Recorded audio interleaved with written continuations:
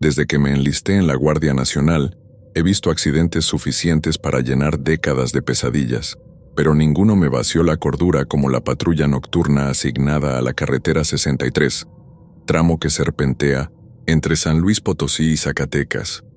Son 70 kilómetros de asfalto agrietado, lomas calizas y soledad rota solo por gasolineras despobladas. En el parte se lee, zona de riesgo por robo a transporte. En los libros mal contados del Estado, kilómetro 144 significa otra cosa. La mujer vestida de blanco, que aparece a la misma hora, moviendo el brazo con la calma, de quien sabe que siempre acabas deteniendo el motor. La primera vez fue el 18 de 1900 en octubre de 2023. Íbamos el cabo Méndez y yo, turno 00.0006.00, una Cheyenne con luces de barra azul barriendo la neblina rastrera. Radio limpio, kilómetros sin señales de vida.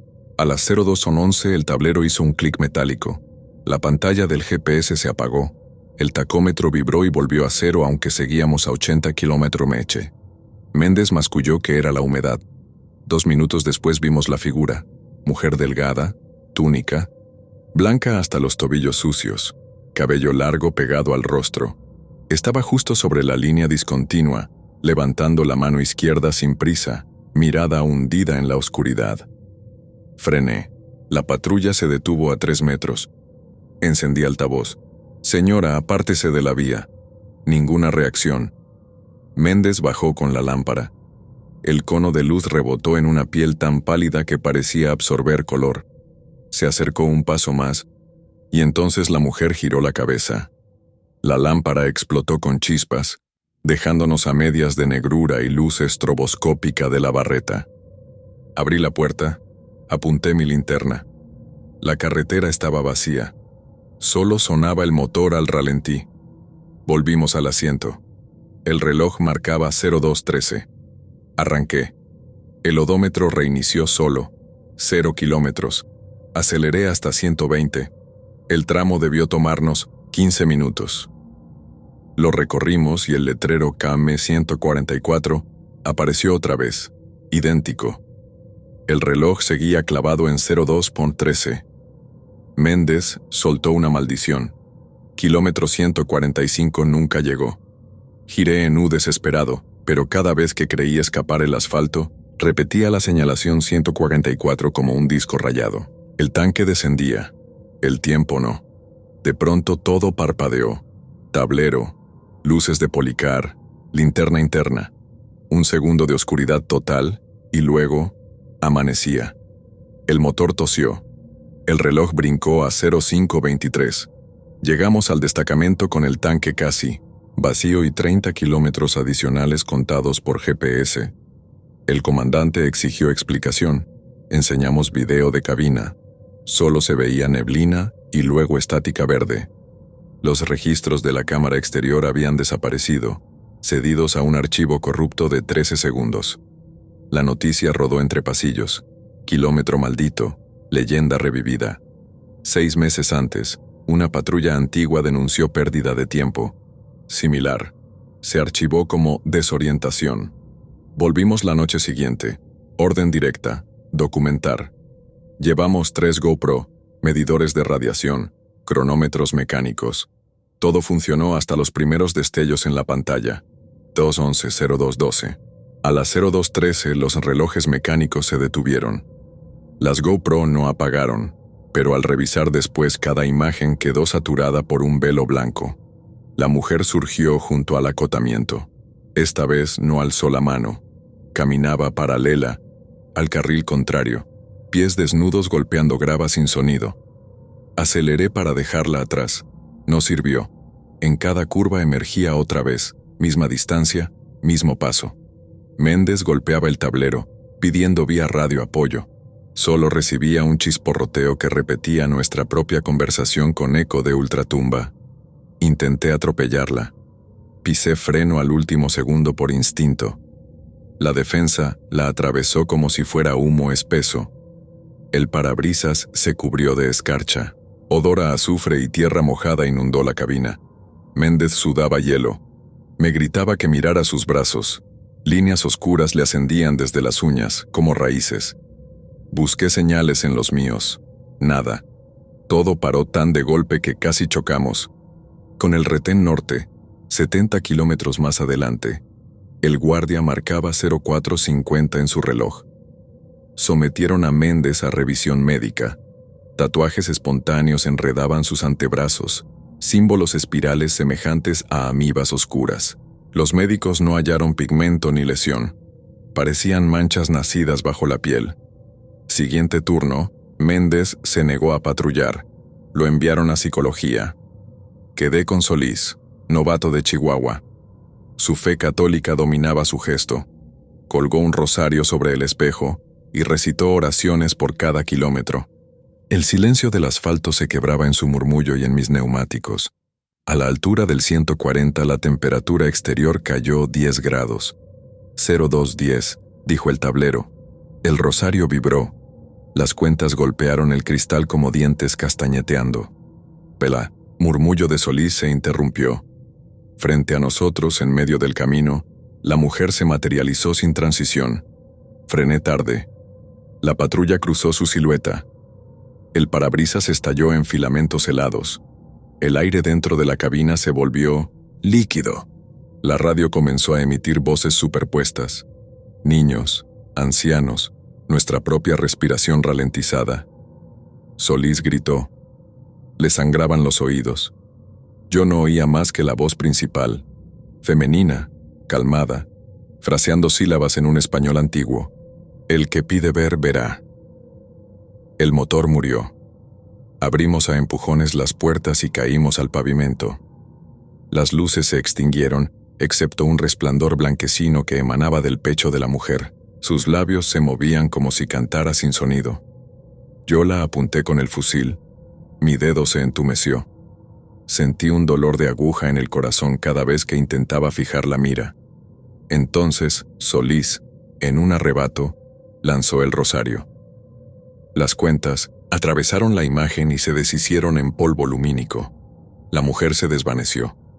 Faro tras faro volvió a encenderse. El motor arrancó solo, rugiendo. El reloj brincó a 0346. Solís seguía de rodillas, orejas enrojecidas. Las marcas negras de Méndez aparecían ahora en su cuello. Le grité que subiera. De regreso, la superioridad ordenó suspender la ruta. Los partes médicos concluyeron dermatitis neuroinflamatoria y bloqueo auditivo. Archivaron las GoPro. Contenían solo imágenes invertidas y altas frecuencias ululantes. En un cuadro aislado se veía una mano femenina apoyada sobre mi hombro, aunque la patrulla estaba en marcha.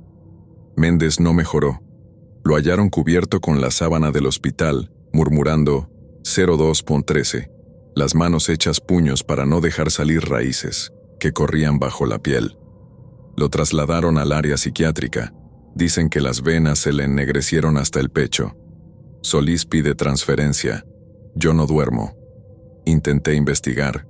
En un archivo polvoriento de la comandancia, encontré un reporte de 1974. Accidente de un autobús de estudiantes de enfermería en la misma curva del kilómetro 144. Hora estimada, 0213. Murieron todos menos una, identificada como Consuelo M., cuerpo desaparecido del anfiteatro 2 días después. Desde 1980, hay al menos 10 reportes de avistamientos de mujer de blanco. El patrón de tiempo perdido se repite. Nadie indaga. La carretera es larga, las historias desechables. Hace 3 noches soñé con Consuelo. Bata de práctica, sombrero de enfermera sucio, labios cosidos con hilo quirúrgico. Me tendía la mano mientras el asfalto se plegaba sobre minas y nosotros como manta funeraria. Desperté con los brazos cubiertos de filigranas negras. Parecen ramas, pero si las observo de cerca descubro microcaracteres. La hora 02.13, repetida miles de veces. Ayer recibí la orden. Patrullar solo. Registro de rutina. Intenté negarme. El comandante habló de disciplina. Hoy, mientras escribo, en la bitácora, el reloj marca 01:55. El aire en la sala de descanso huele a tierra mojada. En la ventana del cuartel creo ver el reflejo de un vestido blanco, inmóvil. No importa si cierro los ojos. Al parpadear aparece la carretera, eterna, duplicada, la señal verde KM 144, vibrando como lumbre de neón.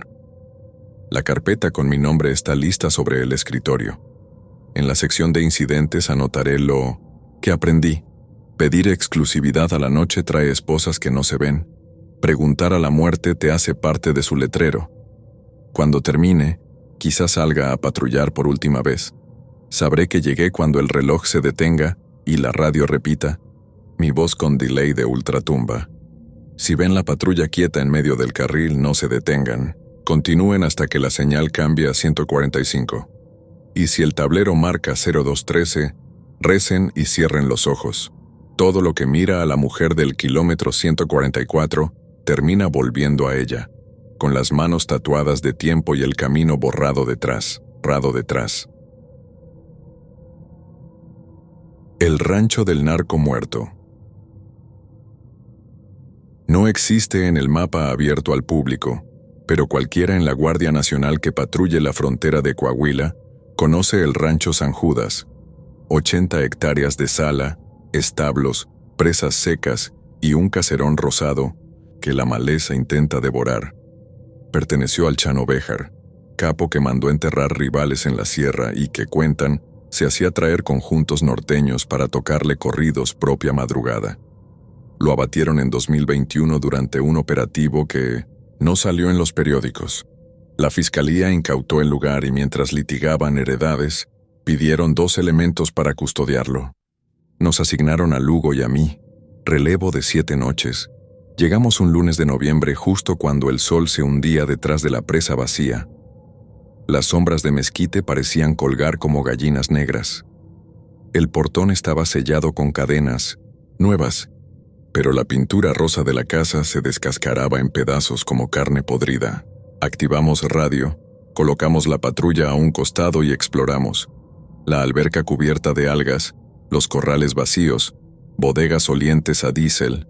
El silencio se hacía grumo entre los dientes. Lugo, de Chihuahua, bromeó que aquel era un hotel de narcos fantasma y que el viejo Béjar seguramente bailaba con los coyotes ahora. Anoté en la bitácora, perímetro seguro, ninguna anomalía. A las 22:30 montamos campamento en el salón principal. Polvo de yeso colgaba de la lámpara de araña. Sobre una barra de granito descansaban 3 bocinas JBL cubiertas con lona. El 180 cableado seguía conectado a un panel empotrado en la pared, apagado, sin energía. Lugo encendió el generador portátil del cuartel para cargar celulares. Los LED parpadearon. La base eléctrica marcó tensión estable. Nada sonó. Pasadas las 12, el desvelo empezó a morder. Estaba escribiendo en mi cuaderno cuando la bocina más cercana parpadeó y estalló en un acorde de acordeón, tan nítido como si el conjunto se hubiera materializado ahí mismo. Lugo soltó su termo, que rodó hasta chocar con la pared. Laran, música subía, bajaba, como si alguien probara niveles. Me lancé al panel, seguía sin luz. Desenchufé cables. El vallenato no cesó. El generador parecía normal, pero con cada acorde vibraba como motor de tráiler. La canción terminó en un chirrido y cesó. Quedamos jadeando, el eco persiguiéndonos por el techo. Fuera, ningún coyote aulló. Apagué el generador. Guardamos guardia turnada, fusil entre las rodillas. Las siguientes 2 noches repitieron la escena. Siempre a las 00:17 exactas, acordeón y voz rasposa cantando versos a San Judas. Lugo empezó a beber de su petaca antes del turno. Yo recitaba los salmos que mi madre dejó en su libreta. Cada amanecer encontramos botellas de Buchanan's vacías en la barra, aunque la primera noche el bar estaba limpio. Sus etiquetas llevaban el nombre Chano escrito con marcador rojo. Pensamos en bromistas, reportamos hallazgos. La línea contestó con estática. La 4ª noche, Lugo decidió buscar la fuente. Llevábamos linternas y seguíamos el cableado a través de ductos empolvados. Al fondo del pasillo trasero encontramos una puertecita que bajaba a un sótano no registrado. Olía a sudor rancio. Descendimos 13 escalones y nos recibió un túnel sin revocar. A medio tramo, un foso circular de ladrillo. Un pozo con brocal nuevo y sogas colgadas, negras de hongos. Cuando la linterna iluminó su interior, la música arrasó con más fuerza. Esta vez era aplauso, jarana, risas que rebotaban en piedra. Lugo acercó la oreja al brocal. Yo quise jalarlo, pero una voz masculina tronó desde el hueco como cañón. «Sigan celebrando». Lugo se echó atrás, tropezó con un costal. El costal se abrió, salió rodando un fémur humano aún envuelto en camisa de cuadro, lengua reseca colgando de la muñeca como roja serpiente. Los reflectores temblaron, mi estómago se cerró. Escuchamos arrastre de cadenas en la galería, otro costal moviéndose solo, luego otro. Lugo gritó y disparó a la penumbra. El fogonazo reveló en la pared un mosaico de rostros pintados con sangre seca. 15 siluetas sin lengua, boca abierta en hueco negro. La detonación devolvió eco metálico y silencio. Corrimos a la superficie, cerramos la puerta con llave y clavamos un candado. La música cesó arriba. El generador se había apagado solo. Amanecimos sin habla. Lugares donde anoche hubo balas mostraban muros intactos. Ningún costal, ninguna puerta secreta. Dudé de la memoria hasta que Lugo abrió la camisa. Su torso vibraba, la piel alrededor del ombligo mostraba huellas de dedos, marcas de sujeción. Cuando la voz gritó, sentí que me agarraban. Susurró. Lo creí. Quinto día. Orden verbal de mantener posición hasta llegada de peritos. Tormenta inundó caminos y pospuso refuerzo. Llovía como si la sierra quisiera tragarse el rancho. A las 23:50 la planta se encendió sola. Las bocinas empezaron, con palmas, trompeta, zapateado sobre madera. Lugo temblaba. Yo anotaba ahora cuando la puerta del salón se abrió de par en par y el pasillo se iluminó con neón verde. Olía a mezcal añejo. Las gotas de lluvia flotaban en la entrada quietas como suspendidas en foto. Entras y quedas congelado, pensé. Nadie entró, pero la voz del pozo volvió, ahora como si estuviera en la sala. Ya se acabó la fiesta, pero faltan ustedes. Un impulso me empujó hacia el pasillo. Cada paso hundía zapatos en agua que no mojaba. Lugo me sujetó, me rogó que no avanzara. Le grité que buscara el pozo, dinamita, algo. Él salió corriendo. Lo que vi al fondo del pasillo no cabe en informe. El corredor se alargaba en espiral, paredes resumando líquido negro, y en su curvatura, las bocinas se multiplicaban solas, estallando en corridos distorsionados, cada línea diciendo, sigan celebrando a ritmo de latido. Sentí manos heladas en la nuca. La linterna falló. Los LEDs mostraron un rostro hinchado que no era humano ni cadáver. Mezcla de cerdo y mascarada de carnaval, ojos costurados, lengua ausente. Corrí. El corredor se encogió. Dejó de ser corredor. Era un tubo resbaladizo que conducía hacia abajo. Desperté en la cocina, empapado, con olor a grasa pasada. Lugo junto a mí, ensangrentado. Había cavado en el piso del salón. Quiso encontrar los cuerpos. Bajo tablas arrancadas descubrió plástico ahito de restos, huesos pulidos, cinturones, celulares oxidados. Entre ellos, su propia placa de guardia, grabado atrás, con navaja, su apellido. Como si alguien lo hubiese estrenado antes de otorgárselo, un ruido nos sacó de allí. Motores a lo lejos, convoy de apoyo culminando la cuesta. Cuando entraron, la música cesó. Solo hallaron a 2 elementos en shock, rodeados de tablones y costales. Enfrente, el pozo sellado con tapa de concreto liso, imposible de abrir a mano. Peritos desenterraron 42 cuerpos sin lengua, cada uno con la foto de un enemigo del Chano clavada en la garganta. El pozo era cámara de eco, dijeron, diseñada para castigos acústicos, nada sobrenatural. Las bocinas, según ingeniería, podían activarse por corriente parásita del generador. El informe oficial concluyó: sobrecarga auditiva, estrés y alucinación compartida. Menitum dieron licencia médica. Lugo desertó. Dicen que lo internaron por convulsiones nocturnas. Yo regresé al cuartel, pero cada noche, justo a las 00:17, la alarma de mi celular, que nunca programé, comienza con acordeón rasgado.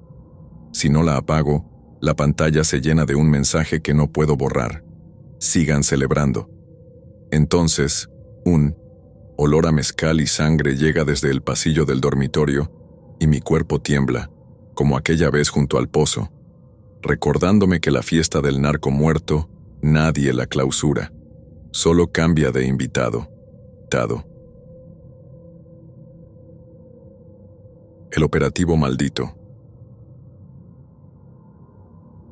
Nos desplegaron al atardecer del 14 de noviembre de 2019, cuando todavía éramos la novedad de la Guardia Nacional y creíamos que el uniforme bastaba para espantar al miedo.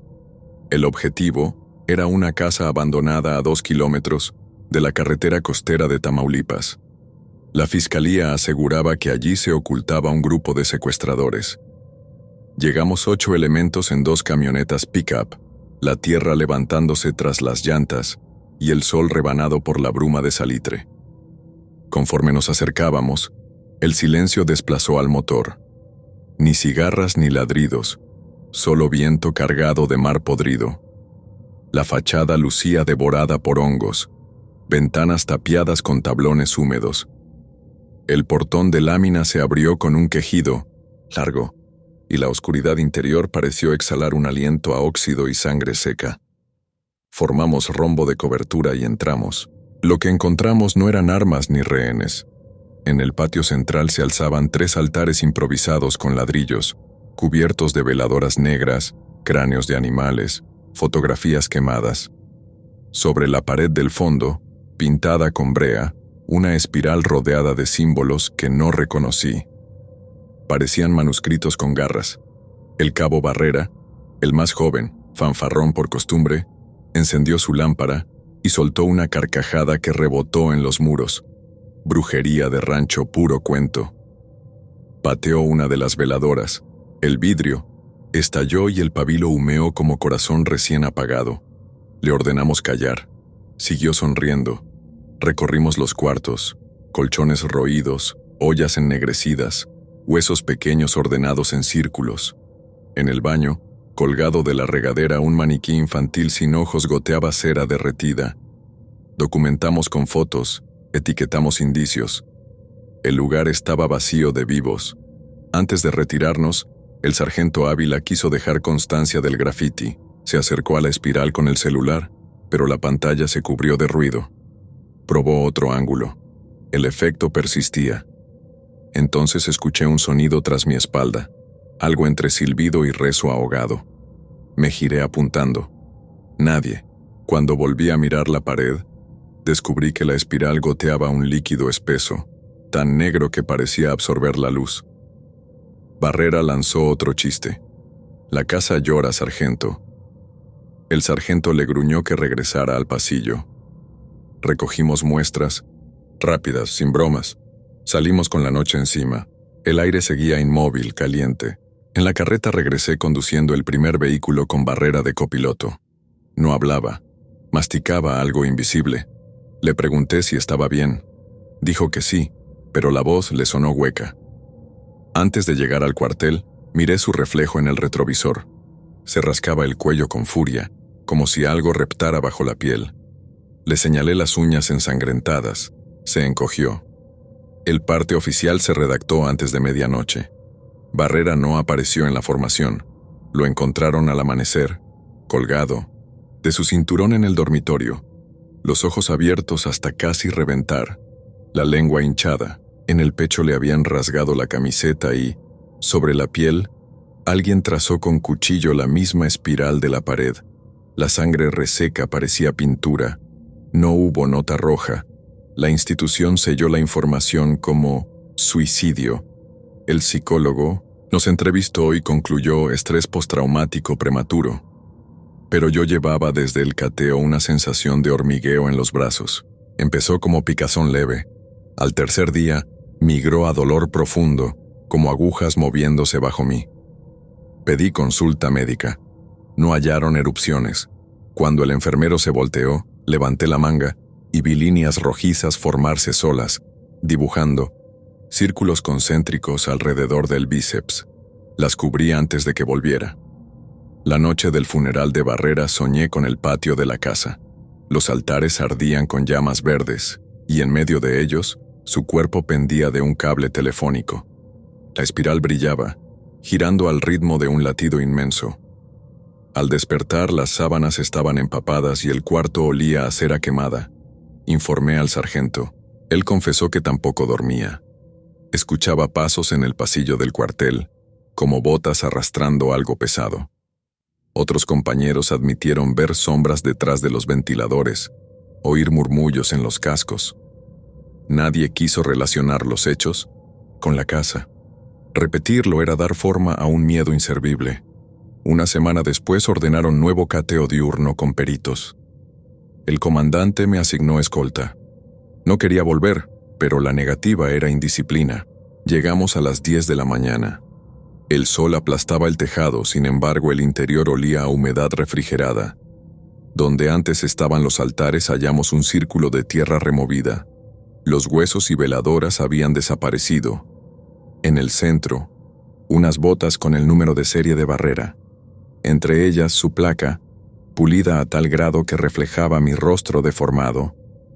Uno de los peritos, vizcaíno, se inclinó para fotografiar.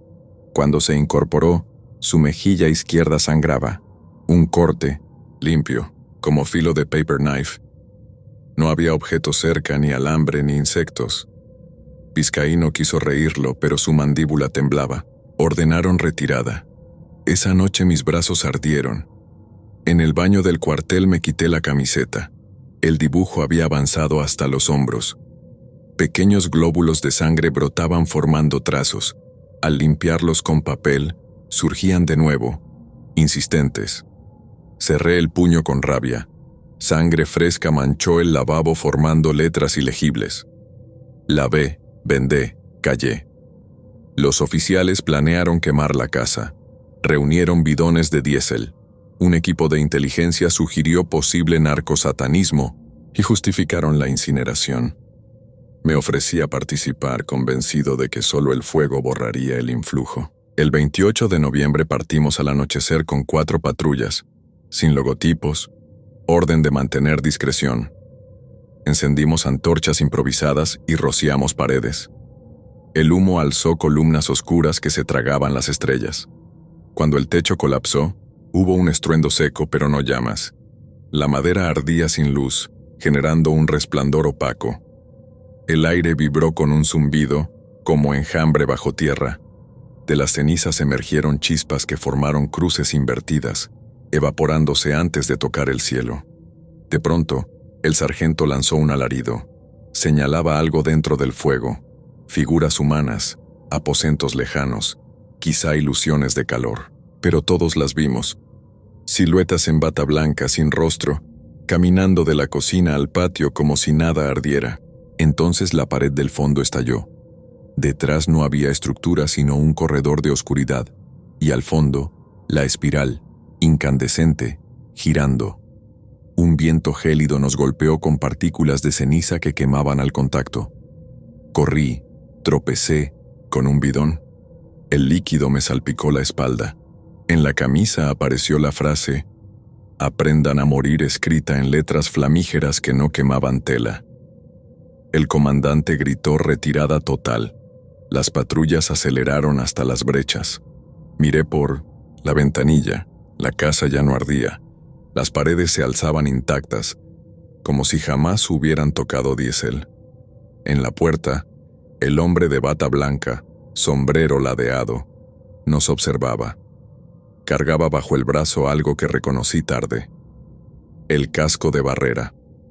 En el cuartel, al pasar lista, faltaban 3 vizcaíno y 2 soldados que cerraban la formación. No hubo búsqueda. La orden fue silencio.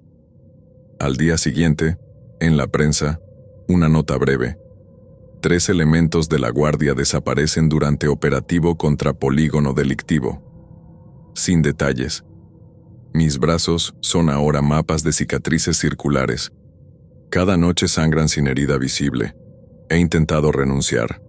La respuesta es traslado perpetuo, otra plaza, otro uniforme. Pero la espiral sigue girando bajo la piel. A veces noto mi reflejo en los vidrios del camión de soldados y descubro que mis ojos comienzan a vaciarse como los de ese maestro de sombras. En los ejercicios de tiro, escucho rezos que mis compañeros ignoran. Voces que repiten, aprendan a morir, con cadencia de metrónomo. Escribo esto en el reverso de mi cuaderno de bitácora mientras espero la hora de guardia. El comandante nos asignó un nuevo cateo en otra finca abandonada, casualmente a 20 kilómetros de aquella casa. Todo se cierra como la línea de mi brazo. Siento que, al final del próximo operativo, me tocará entrar a un aula sin alumnos, a recitar lecciones sobre cómo terminar de desangrarse sin hacer ruido. Porque la Santa Muerte tiene sus territorios. A veces se disfraza de brujería, otras de fuego fatuo. Nosotros solo somos soldados jugando a profanar su biblioteca de nombres. Y cuando uno se burla, ella firma la lista con sangre fresca hasta que no queda nadie que ignore su clase. El niño en el retén. Nunca había temido a la carretera 2, esa franja de asfalto abrasada que conecta Sonoita con San Luis Río Colorado, hasta aquella madrugada en que la frontera pareció abrir una puerta distinta. Formábamos un retén, temporal a 15 kilómetros del poblado, donde el desierto se ondula en dunas y la línea divisoria es apenas un hilo de malla oxidada. Éramos 4 elementos de la Guardia Nacional y 2 soldados de apoyo, turnándonos entre el sopor y la vigilancia. En noviembre, el frío nocturno muerde más que la arena diurna. La luna menguante pendía sobre la cinta negra cuando el reloj marcó 03.02. Nada había pasado desde medianoche salvo un tráiler vacío rumbo a Mexicali. El escáner térmico mostraba un horizonte limpio. Ni conejos, ni coyotes, ni sombras de migrantes. El subinspector Gudiño se quejaba de que el café instantáneo sabía a gasolina. Armenta cabeceaba contra la torreta, y yo revisaba las cámaras del arco portátil por 5ª vez, convencido de que nos habían rezagado en la esquina muerta del país. Entonces la banda de inducción vibró y una alerta silenciosa llenó la pantalla con un rectángulo rojo. Objeto entrante, carril este. Miré al camino vacío. No se acercaban faros. Ajusté el zoom. La lente captó una bicicleta infantil, ruedas diminutas, pintura azul desconchada, avanzando sola en equilibrio perfecto.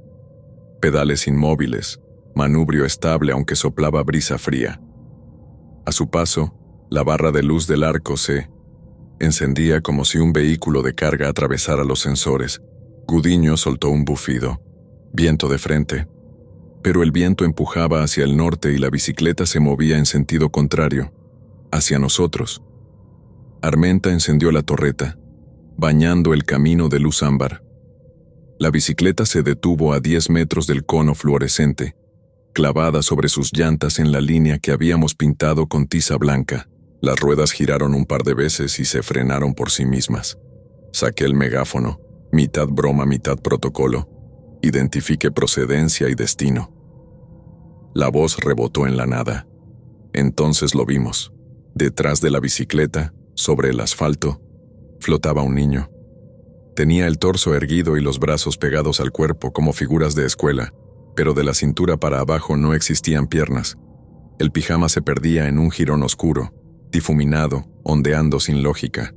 Sus ojos eran pozos hundidos bajo la gorra de lana, la cara enyesada de polvo. Entre las manos sostenía un peluche sin cabeza. El relleno colgaba como víscera. Gudiño masculló una oración. Armenta descolgó su fusil, aunque todos sabíamos que no dispararía. Mi dedo temblaba sobre el botón de grabación. Apreté. La pantalla mostró estática verde.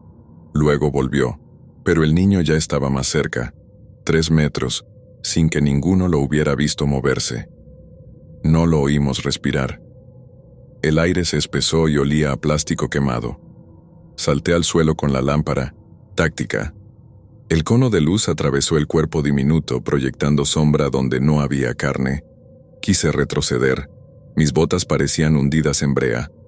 El niño levantó la mano lenta, un gesto incompleto que pedía algo. La boca se abrió en un arco silencioso. Ningún sonido. Sin embargo, el altavoz del arco rugió con voz de metal distorsionado. «Déjenme pasar». Las palabras no salieron de su garganta, sino del sistema. La misma frase destelló en la pantalla térmica, reemplazando las coordenadas del radar. Las cámaras interiores imprimieron la orden en todas las grabaciones. «Déjenme pasar», líneas infinitas cubriendo los fotogramas. El generador vibró, las luces se atenuaron y la temperatura cayó en picada. Gudiño ordenó cerrar el acceso. Corrí al generador. El interruptor disparó chispas y murió.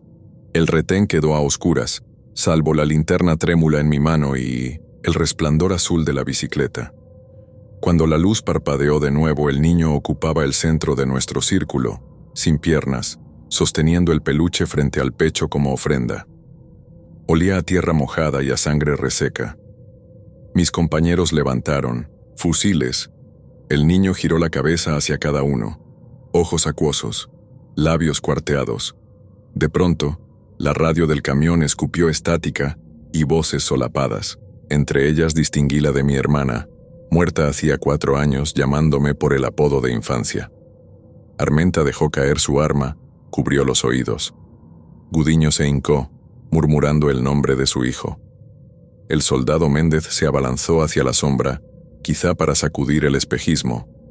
Al rozar la figura, un estrépito estalló dentro del puesto.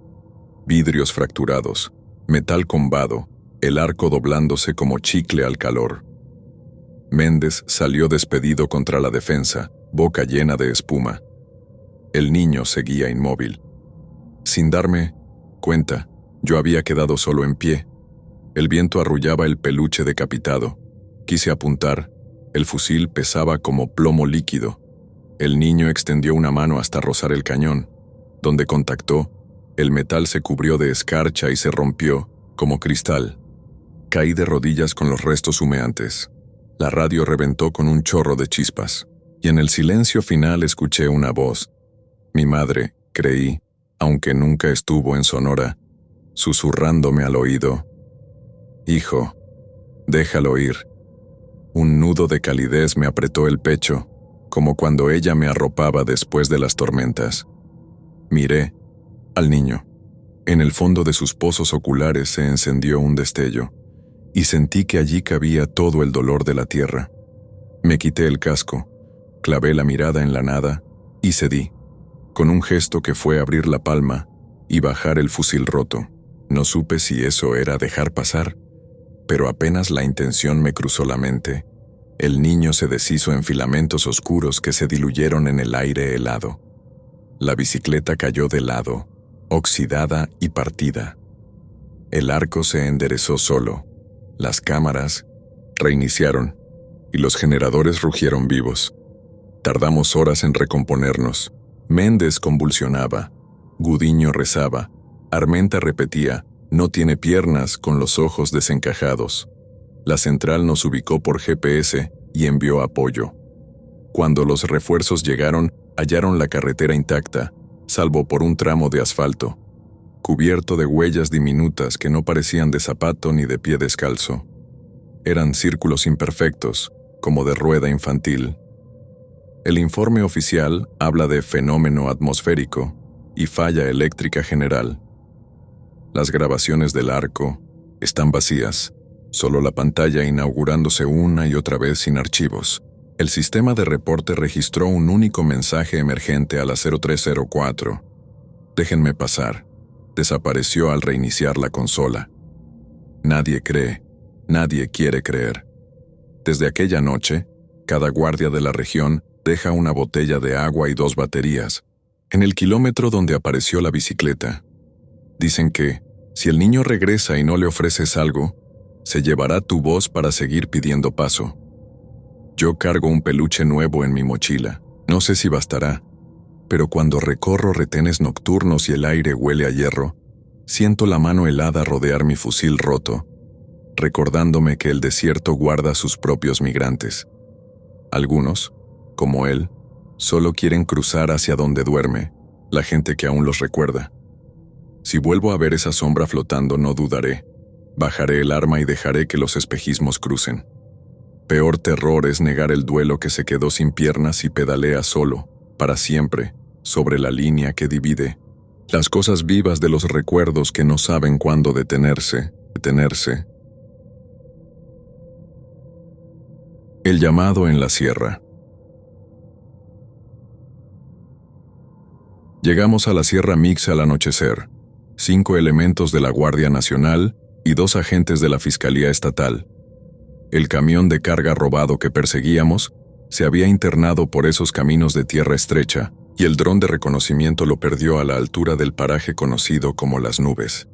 Solo había una vereda peatonal, barro hasta los tobillos, y una fila de pinos negros que se apretaban contra el cielo como si guardaran un secreto. El jefe de grupo, el subinspector Delgado, decidió pasar la noche en lo alto del cerro más cercano, donde viejas antenas meteorológicas ofrecían un poco de terreno plano para las casas de campaña.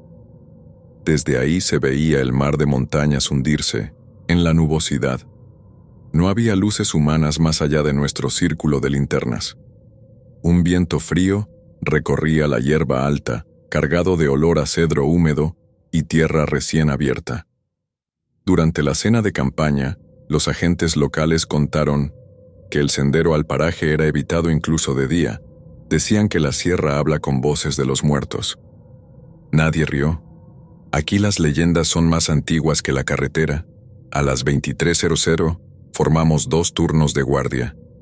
Me tocó el segundo, de 01:00 a 04:00, junto al soldado Argueta. Puse alarma y me recosté en la tienda. El sueño llegó a pedazos, interrumpido por chasquidos de ramas y un murmullo constante del viento en los cables de la antena. No sé cuánto dormí cuando escuché, nítido, el canto que mi madre me tarareaba de niño, un son jarocho que hacía tintinear las cacerolas. Abrí los ojos. La oscuridad dentro de la tienda era absoluta. El reloj marcaba 00:47, aún faltaba para mi turno. Pensé en sueño, en memoria fantasma. Entonces la voz volvió, fuera de la lona clara, cargada de ternura. «Hijito, sal ya que el café se enfría». Mi madre llevaba muerta 8 años, desde aquel derrumbe en Poza Rica. Sentí un frío metálico en la lengua. Me incorporé a cintos tientas, deslicé el cierre de la tienda y asomé la cabeza. El campamento dormía. Las linternas de perímetro seguían fijas, pero la tenue luz parecía absorbida por la niebla que descendía del cedral. Volví a recostarme, seguro de haber imaginado. No pasaron 10 segundos cuando escuché mi nombre, pronunciado con el timbre exacto, inconfundible, de ella. Miguelito. No era un grito, sino un llamado alegre. La voz venía del bosque, detrás de la antena. Salí sin botas, pisando la hierba helada. El viento se detuvo. Caminé hacia la reja oxidada que rodeaba la base de la antena. Al cruzarla, un olor a leña vieja inundó mi nariz, el mismo que despedía la cocina de mi madre en los inviernos. Algo me tiraba del pecho, como si una cuerda me arrastrara. La linterna de mi cinturón iluminaba apenas 1 metro frente a mis pasos. Las ramas formaban túneles que respiraban vapor. De pronto, la música de grillos cesó y la sierra quedó hueca. Entonces la voz habló de nuevo, pero esta vez no llamó. Comenzó a recitar los versos de un rezo que mi madre rezaba cuando murió mi padre. Las palabras parecían salir de todos los troncos al mismo tiempo, superpuestas, ahogadas, con el eco de una caverna. Me detuve. El sudor me corría helado por la espalda. Pensé que era una alucinación por fatiga, un truco acústico de la sierra. Me obligué a regresar. Giré y vi el campamento a lo lejos. 2 focos colgantes como luciérnagas. Nada más. En esa penumbra una silueta surgió a pocos metros, baja, hombros encorvados, el cabello largo pegado al rostro. No escuché pasos, simplemente estaba allí. El haz de la linterna reveló un vestido blanco manchado de barro. Levantó la cara y vi a mi madre, pero no a la mujer que murió. Era su rostro hinchado, pálido, con los ojos lechosos y la mandíbula dislocada como si no terminara de cerrar. La boca se movió sin emitir sonido. Un líquido oscuro le resbaló por la barbilla. Sentí que el piso se hundía. No pude gritar. Algo en mi garganta se cerró como mano de hierro. Ella, aquella cosa, levantó un brazo y señaló hacia el bosque profundo. Entonces la boca encontró voz. Un murmullo gorgoteante, vuelto invocación. Tú también vas a quedarte. Cuando intenté retroceder, la linterna se apagó. La penumbra me golpeó con un olor a carne rancia. Corrí sin dirección chocando con ramas, arañándome los brazos. La tierra parecía inclinarse. Tropecé con una raíz y caí de bruces. Sentí algo blando bajo mis dedos. Era una muñeca de trapo empapada, idéntica a la que yo regalé a mi hermana en 1995. La tiré con un gemido. Durante un segundo pensé que deliraba, pero el dolor de las astillas en la rodilla me anclaba a la realidad. A lo lejos, escuché el disparo de un fusil. Después voces. Argüeta gritaba mi apellido, seguido de órdenes confusas. La niebla se rasgó con los haces de 2 linternas y las siluetas de mis compañeros corrieron hacia mí. El subinspector me agarró de los hombros, preguntaba qué pasó. Intenté explicar, pero solo tartamudeaba. Ellos no vieron a nadie, dijeron, y ningún disparo fue hecho. Me escoltaron al campamento. Dentro de la tienda, Argueta atendió mis raspones. Mientras vendaba noté que traía un rosario enredado en el puño, sudoroso, y el nudo de su garganta palpitaba. Él también había escuchado voces, confesó después, pero no quiso decirlo delante del mando. La noche se alargó sin grillos. Todos fingimos dormir. Al amanecer descubrimos huellas en la periferia, marcas de pies descalzos, pequeños, que rodeaban las tiendas en círculos concéntricos. La tierra estaba tan húmeda que los surcos parecían frescos. Seguían hasta el sendero, después se perdían. Nadie admitió haber hecho guardia personalizada. Reconocimos nuestras botas en otro patrón distinto. Las pisadas extrañas se dirigían al corazón del bosque. La fiscalía propuso avanzar hacia el paraje de las nubes, guiados por un guía comunal. Un anciano serrano se presentó, Don Lupe. Al describirle las voces, palideció y negó con la cabeza. Explicó que en esa parte del monte, la llamadora toma la voz de quien uno más extraña, y promete regresar si te adentras lo suficiente. Los lugareños le dejaban ofrendas para que no reclamara más gente. Nosotros éramos intrusos sin permiso. Sin alternativa, trazamos ruta. A mediodía, las nubes rasantes apagaban el sol. El guía nos detuvo ante un árbol hueco. Dentro había copal quemado y gallinas negras decapitadas, ofrenda reciente. Lupe dijo que después de cada aparición la comunidad reforzaba el cerco de silencio, pero la llamadora coleccionaba ecos nuevos. 1 hora después llegamos a una planicie fangosa, donde deberían estar los almacenes de tala clandestina que perseguíamos. Solo encontramos una plancha de cemento rota y huellas de llantas. Pero en medio, como altar grotesco, se alzaba el camión robado, sin ruedas, cubierto de follaje, la cabina abierta. Dentro, nada. No había rastro de carga ni conductor. Sobre mí no dice, el parabrisas, en lodo reseco, alguien escribió, «Ya se quedaron». El anciano se negó a avanzar. El subinspector ordenó inspección rápida. Entramos con fusiles erguidos. El silencio carecía de ritmo. Percibí de nuevo el aroma a leña vieja y café tostado. En la parte trasera del camión, entre sacos vacíos yacían fotografías pegadas con sangre. Imágenes de cada uno de nosotros, probablemente tomadas durante resguardo en cuarteles, con fechas de nacimiento y hora 23:47 escrita debajo. También la de mi madre, el día de su entierro. Argueta vomitó. El subinspector pálido mandó evacuar. Cuando salimos, Don Lupe no estaba, ni rastro. Las nubes bajaron tanto que la vista se redujo a 1 metro. Entonces surgió la voz, decenas de voces, llamándonos por nuestras madres, esposas, hijos, moduladas con precisión quirúrgica. Pedían ayuda, prometían abrazos, lloraban. Cada soldado oyó algo diferente.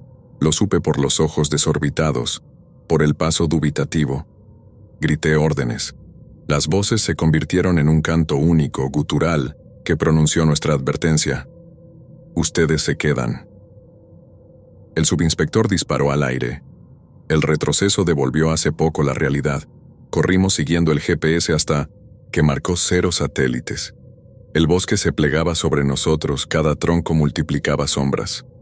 No recuerdo la salida exacta. Un destello de luz, quizá la antena del campamento, nos guió pendiente abajo. Emergimos rasgados, deshidratados, eufóricos como rescatados de naufragio. El reloj en mi muñeca marcaba 00.47 otra vez. Habíamos caminado en bucle. La retirada fue inmediata. Ningún dron quiso sobrevolar ese cuadrante. Las baterías morían. Al llegar a la base, requisaron nuestros equipos.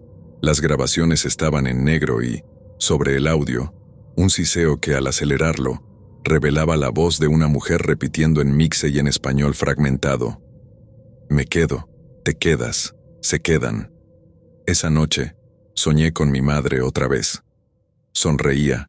Al fuego del fogón me ofrecía café, pero sus ojos estaban vacíos igual que en el bosque. Al despertar, las botas junto a mi cama estaban llenas de lodo serrano fresco. Argueta gritó desde el baño.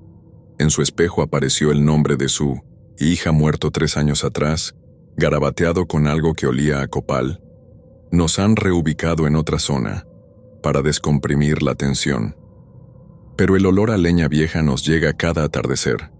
Y a las 00:47 exactas, cada reloj del cuartel se detiene el mismo minuto. Las madres muertas nos llaman por radio. Los hijos ausentes se sientan en nuestras literas. Sabemos que la sierra nos marcó. Llevamos su eco dentro, pulido a la forma de nuestro miedo. No sé cuántas veces consiga ignorar esa voz antes de seguirla de nuevo. Quizá, como dijo ella misma, todos terminemos quedándonos, caminando sin botas por un bosque que no suelta a quien responde su llamado. Porque la llamadora no necesita barro ni carne para atraparte. Basta un recuerdo y una deuda con la tierra para que tu sombra comience a andar en 2 sitios a la vez.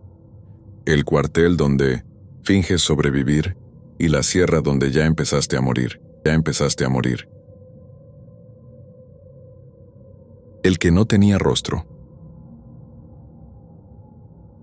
Nos tocaba relevo en el puesto de control instalado sobre la carretera federal que corta las montañas de Guerrero como una herida mal cerrada. 2 lonas verdes, tambores de metal y la patrulla con códigos prendidos bastaban para recordarle a cualquiera, cívico o criminal, que allí empezaba el territorio de la Guardia Nacional. Llevábamos ya 8 horas revisando camiones, costales de limones, vigas, hombres ojerosos que juraban camino al sur por trabajo. El calor había convertido el chaleco en plancha y el fusil en extensión sudorosa del brazo. A las 17:40, cuando el sol comienza a sangrar sobre las cumbres, se detuvo un sedán gris sin placas. El motor continuó ronroneando. Me acerqué con la rutina tatuada. «Buenas tardes, documentos». El conductor no respondió. Llevaba sombrero de paja, camisa abotonada hasta el cuello pese al bochorno. Levanté la vista y sentí un desliz, como si el mundo hubiese perdido un cuadro. En 1900, en lugar de rostro había una superficie lisa, sin ojos, sin boca, solo piel tirante del color del barro cocido. Aún así presentía que esa ausencia me miraba con detenimiento. Llamé al cabo Rivera. Él bordeó el cofre, vio lo que yo veía y con una mueca me susurró que era accidente o quemadura. Le pedí al sujeto que apagara el motor. Nada, ni un gesto. Di la orden con más firmeza. Entonces despacio su mano giró la llave. El silencio que siguió pareció devorar el canto de los grillos. Pidió que bajara. Abrió la puerta y emergió con movimientos tan suaves que casi flotaban. Medía más de 1,80 m, delgado. Las botas relucían, sin polvo. Rivera le tomó el brazo para ponerle contra la cajuela y revisarlo. Al contacto, soltó un grito cascado y se desplomó como si le hubieran vaciado los huesos. Corrí a sostenerlo. Estaba frío, la mirada perdida. En su muñeca se formaba una ampolla negra con la silueta perfecta de una mano. El desconocido siguió inmóvil, cabeza erguida, la piel del rostro palpitando levemente. Saqué las esposas. El metal chocó con sus muñecas sin resistencia. Al cerrarlas sentí una vibración mínima, como la de cables tensados. Pensé en vidrios rotos dentro de un bulto. El sargento Torres llegó con el botiquín. Rivera no reaccionaba, pero respiraba. Dimos aviso al cuartel y retuvimos al hombre dentro de la patrulla. Nadie se atrevía a sentarlo junto. Lo dejamos en la caja, esposado al caballete. Quise sentir lástima, pero me apretaba un pánico infantil. ¿Cómo saber a dónde veía aquello que no tenía ojos? Durante el trayecto empezó el olor. Un tufo áspero, mezcla de harina húmeda y hierro. Venía de él, impregnándose en los filtros de la cabina. El radio crujió con interferencia y apagó solo. Cuando llegamos, ya era noche cerrada. Las luces del patio revelaron algo imposible. La cara lisa presentaba ahora incisiones finísimas, como grietas de cerámica que lentamente se ensanchaban. Por unas fracturas parecía asomar tejido rojizo. El médico militar intentó tomar signos. Los guantes de látex se adhirieron a aquella piel y se tiñeron de amarillo. Sin poder medir pulso ni presión, lo pasaron a la celda temporal. El comandante ordenó vigilancia constante, 3 hombres por turno, hasta que llegara personal de inteligencia. Esa primera madrugada sentí por fin el cansancio. Fui a los dormitorios. A las 02:10 me venció un sueño cargado de tinieblas salitrosas. Caminaba por el pasillo del cuartel, fusil en guardia. Las luces fluorescentes morían una a una conforme avanzaba. Al fondo, en contraluz, aparecía el detenido. No tenía esposas. Su cara se abría en pétalos de carne, revelando un espejo, que escupía una sombra idéntica a mí, uniforme manchado de negro. Me hablaba sin boca. «No eres tú quien mira». Desperté con la boca reseca y el aroma a hierro impregnado en la almohada. No fui el único. Al desayuno, el soldado Pérez contaba que había soñado con un túnel repleto de manos sin uñas que le pedían ayuda. Duarte, que estaba en la celda de guardia, confesó haber visto al detenido moverse, aunque las cámaras mostraban quietud total. Lo más inquietante, cada uno aseguraba haber sentido un roce frío en el brazo, la silueta de una mano que desaparecía. El médico examinó a Duarte. La misma marca oscura que a Rivera, en el mismo sitio. Se designó rotación mínima, 2 horas de vigilancia en parejas. Instalé monitor de cardíaco, pero la línea permanecía plana, sin negar vida. El cuerpo no exhalaba vapor. Su pecho tampoco subía. Solo esa peste que empapaba las paredes. La segunda noche los sueños empeoraron. Caminaba ahora dentro de un salón de espejos rotos. Cada fragmento mostraba caras soldadas de mis compañeros sin ojos ni lenguas, mirándome con piel tensa. Al fondo la bata blanca del detenido, aunque jamás le quitamos la camisa, se manchaba de símbolos arcaicos trazados en sangre. Desperté a los gritos. Pérez y Duarte también. El comandante suspendió patrullas externas. El cuartel entero olía a descomposición azucarada. Solicitamos refuerzos de la Fuerza Especial de Reacción. Llegaron al amanecer. La psicóloga los acompañaba. Al entrevistar al detenido encontró imposible lograr respuesta.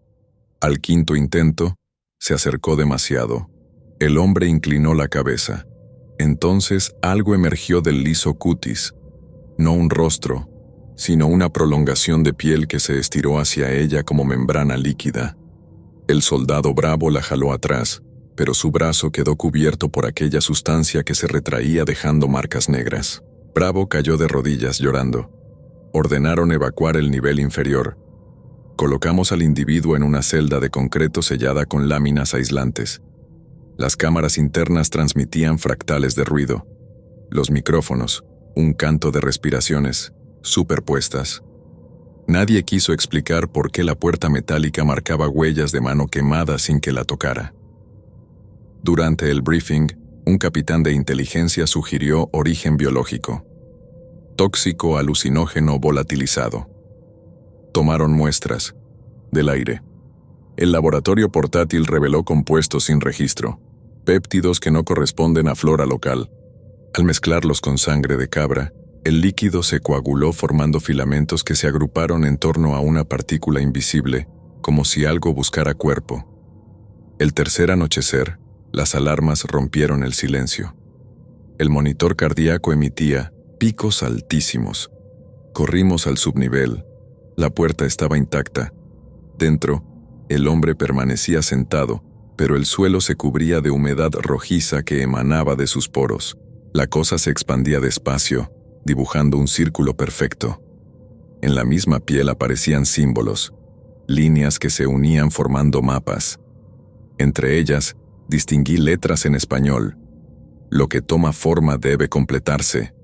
El comandante ordenó sellar la sala y rociar con gas CN. Al introducir las boquillas, el gas se detuvo a medio metro del sujeto, como estrellándose contra una cúpula.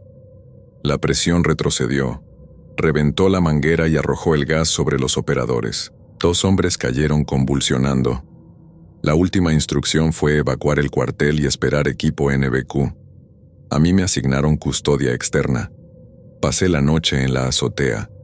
El hedor cruzó respirador y filtros, impregnándose en la lengua. A medianoche, las luces de Zacatecas lejanas parpadearon y se apagaron. La estrella polar se cubrió de velo rojo. La montaña pareció inclinarse hacia nosotros. Yo comprendí que formas o palabras, nada impediría que esa entidad reclamara rostro y piel ajenos. Al amanecer, un helicóptero sobrevoló el cuartel. Equipos sellados entraron. 15 minutos después salieron vacíos. La celda estaba abierta, desierta, sin gota de fluido. En el suelo quedaba solo la camisa enroscada como muda de serpiente y el par de esposas fusionadas en un nudo de metal, orgánico. Ningún rastro en cámaras, grabaciones borradas desde la 0213. El escuadrón NBQ quedó en silencio. El comandante fue destituido. Expediente clasificado. Hoy, cada uno de los que estuvimos allí llevamos la marca oscura en la muñeca. Las líneas crecen como raíces que abrazan la vena. Cada noche soñamos con pasillos del cuartel inundados de aire pútrido y con el hombre, ya con rostro indistinto, formado de retazos nuestros, caminando por dormitorios vacíos. Sentimos su mano fría tantear puertas.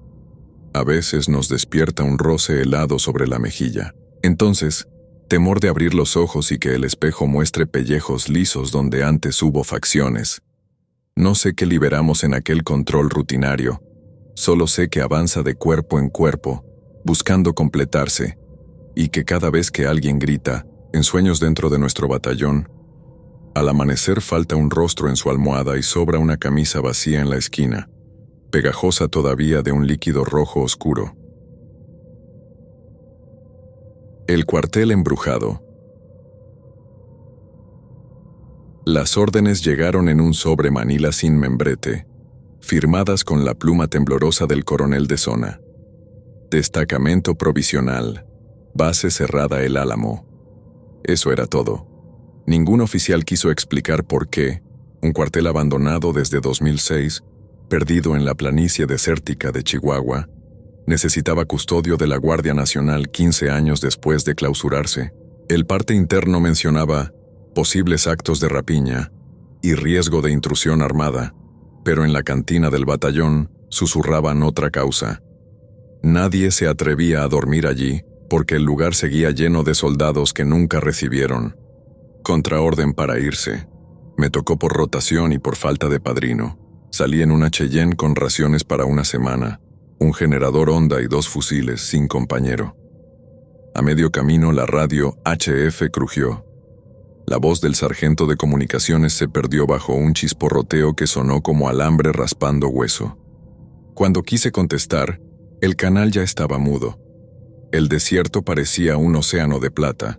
Los montes ralos formaban fantasmas que temblaban con el calor tardío. El álamo apareció como una mancha ocre detrás de un arroyo seco. 3 edificios, rectangulares, torre de rapel, patio de honores invadido de zacate. El portón corroído se abrió con un chirrido que rebotó en los muros despintados. Entré despacio, sintiendo que mis propios neumáticos callaban. El viento no alcanzaba a penetrar el silencio del recinto.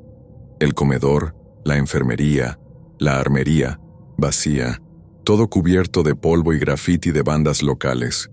Pero en el viejo dormitorio principal hallé una rareza.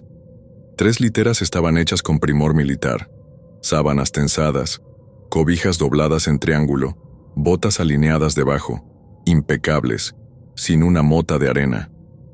Sobre las almohadas, gorras con insignia de la extinta Policía Federal. Era como abrir un museo congelado el día antes de revista. Escogí un rincón opuesto para mi catre, desplegué la colchoneta y conecté el generador al único contacto que aún conservaba tapa. El zumbido del motor devolvió sensación de realidad. Tiré los barrotes de la ventana para que entrara la luna y me dispuse a registrar inventario. A las 19:00 completé la ronda perimetral. El viento traía olor a hierba seca y caballo. Nada vivo, salvo un coyote que aulló desde los cerros. El silencio nocturno es más denso en cuarteles vacíos. Cada gota de cablería oxidada suena como un martillo. Cada puerta que dilata su marco se vuelve queja humana. Para no pensar, repasé en mi libreta las leyendas que había escuchado. En 2006, un pelotón de la PF ocupó el Álamo para vigilar rutas de marihuana. A las 2 semanas, la banda de El Pastor lo atacó. 20 minutos de fuego, luego retirada de los sicarios. Pero cuando el refuerzo llegó, halló a los federales intactos y vivos, aunque de pie, uno tras otro, paralizados, con la mirada blanca. Los internaron en psiquiatría. Ninguno regresó a la calle. El gobierno clausuró el sitio y archivó los reportes bajo choque cultural. Eso decían los rumores. Apagué el generador antes de dormir. La oscuridad cayó como capucha. Me envolví en el saco y conté pulsaciones. Creí oír un paso arrastrado en el pasillo, pero la razón me dijo que eran roedores. Cerré los ojos. No estaba seguro de haberme dormido cuando llegó el primer grito. No venía de afuera. Retumbó entre los muros un alarido militar que pedía «¡Fuego!» con voz ronca. Salté, tomé el fusil. El dormitorio seguía vacío. Las literas impecables no tenían polvo ahora, sino brillo de lienzo recién planchado. El reloj marcaba 02:00. Otro grito, esta vez al fondo del corredor. «Abarquen el flanco izquierdo, carajo». Corrí hacia la torre, linterna al frente. La luz reveló polvo flotando y ni un alma. Regresé, convenciéndome de que el viento transmitía ecos de un rancho lejano. Al entrar vi que las gorras sobre las camas habían girado. Los picos ahora apuntaban a la puerta. Bajé el fusil. El generador sin combustible arrancó solo. El motor vibraba en seco. Las luces del techo parpadearon. El radio comenzó a soltar código Morse sin origen. Entre ráfagas de chisporroteo descifré una palabra repetida. Órdenes. El aire se volvió frío. Olía a tela húmeda. Las literas comenzaron a crujir como si alguien se sentara. Un golpeteo metálico resonó desde la pared. La puerta del taquero se abrió y salió disparado un casco Kevlar que rodó hasta chocar mi bota. Dentro de la cabecera se alzó algo. Un soldado de uniforme pixelado 2006, pálido, piel adherida al cráneo, pero sin ojos, cuencas vacías selladas por membranas grisáceas. Se cuadró con rigidez de títere y articuló sin labios. Aquí, seguimos esperando órdenes. Cada sílaba era un silbido que helaba la garganta. Retrocedí, tropezando con mi catre. El soldado se mantuvo firme, pero de las literas vecinas emergieron otros 2 cuerpos. Mismos uniformes obsoletos, mismas caras sin ojos. Uno portaba fusil AR-15 tan oxidado que parecía fósil. Se colocaron en fila frente a mí. El aire vibró. Mi barba se erizaba con electricidad estática. La primera entidad repitió la frase, esta vez en coro. Aquí seguimos esperando órdenes. Sentí que el polvo de 15 años se me metía a los pulmones. Quise hablar, pero la voz se quebró. Recordé un protocolo de contención civil. Habló mi instinto, no la razón. Me cuadré. Coloqué el fusil en el suelo, cuerpo erguido, mano en la frente. Orden recibida, dije con el tono más firme que pude. Descansen. Un silencio. Tenso siguió. Los 3 cuerpos conservaron la posición, piel vibrando como papel. De sus bocas sin apertura salió un silbido. Orden no llega. Sus botas golpearon el piso en unísono, cayeron al dormitorio opuesto y desaparecieron entre las sombras. Me quedé inmóvil hasta sentir el amanecer filtrarse gris por la ventana. El generador agonizó y murió. Encendí las luces. Las literas estaban vacías, cubiertas de polvo grueso otra vez. Las gorras y botas permanecían, pero ahora carcomidas. El casco que me golpeó había desaparecido. Solo quedaba un surco en mi nonileniente. La tierra salía al patio. Allí, en la explanada, vi huellas frescas. Marchas de 3 pares de botas que se perdían hacia la puerta del cuartel y se desvanecían en el polvo. Ninguna marca de dedos humanos, solo vacíos rectangulares, como sellos. Esa mañana busqué señal celular para reportar. Ni un hierro de cobertura. El radio HF era un murmullo. Pasé el día reparando la cerca para fingir utilidad. Por la tarde hallé la camioneta saqueada. Documentos revueltos, pero nada robado. Sobre la bitácora del asiento, alguien escribió con lápiz: informe pendiente, Operación Ráfaga. Esa operación fue el nombre clave del ataque de 2006, según los archivos. Segunda noche. Me negué a dormir. Armé guardia en la torre, fusil y mate. A las 23:50, sin aviso, las luces del patio se encendieron. Un pelotón completo marchaba en la explanada. 10 sombras con paso cadencioso, rifles viejos sombreados. Todos sin ojos, rostros tensos hacia un horizonte invisible. El sonido de sus botas no levantaba eco, solo el chirrido del polvo aplastado. Me apuntaron con una mirada inexistente. Sentí que me absorbían. Recordé la voz de mi instructor. Un soldado sin órdenes es un alma suelta. Inspiré, exhalé y grité desde la torre. Pelotón, firmes. La marcha se detuvo. Sus cabezas giraron hacia mí perfectas. Quise continuar. La operación terminó. Repliegue a descansar. Durante un latido el viento se cortó. Luego, al unísono, las figuras pegaron la culata al pecho, presentaron arma y se disolvieron como humo, dejando un estampido de aire que me empujó la gorra. Las luces se apagaron. El rancho volvió a ser un cascarón. Al más viejo de los expedientes aprendí que la tropa abandonada había quedado sin radio ni mando durante el ataque. La jefatura jamás envió relevo y sus captores los torturaron hasta arrancarles la lengua y ojos, dejándolos vivos. Murieron lentamente, sin volver a recibir órdenes. El informe fue sellado para evitar que sus familias supieran. Mi tercera noche, como custodio y última por reglamento. Clasifiqué mi miedo en compartimentos. Si regresaban, debía concluir su servicio. A las 00:00 prendí el generador, posicioné la bocina grabadora y proyecté, con la voz del actual comandante, obtenida de un discurso en línea, una orden pregrabada. Pelotón Operación Ráfaga, aquí mando. Se autoriza descanso permanente, misión cumplida, rompan formación. Esperé. El aire se tornó denso. De los pasillos surgieron las siluetas, ahora más numerosas, uniformes podridos, rifles corroídos. Formaron filas frente a la bocina. Una brisa helada me hizo temblar. Pulsé reproducción. La voz del comandante retumbó, autoritaria, saturada. Al decir descanso permanente, las figuras se miraron entre sí, o lo intentaron, y un susurro rasgó la sala. Podía haber sido un suspiro o un canto. Uno a uno, dieron medio paso atrás. Dejaron caer las armas y levantaron la mano en señal de saludo final. Sus cuerpos se deshicieron en polvo gris que se quedó suspendido como niebla. El polvo voló hacia la puerta y se confundió con la arena del patio. Las luces se fundieron. Un silencio absoluto me llenó el cráneo. Caminé hasta la explanada. En la tierra quedaban solo huellas que se borraban con el viento nocturno.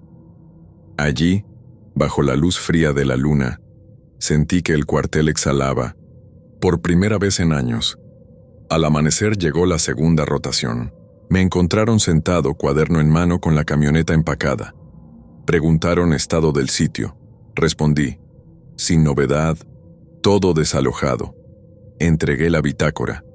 No incluí fantasmas, solo la orden, instalaciones listas para demolición. De vuelta a la base, la radio volvió a funcionar como si nada. Casi puedo creer que aquello fue un desvarío de noches solitarias. Casi.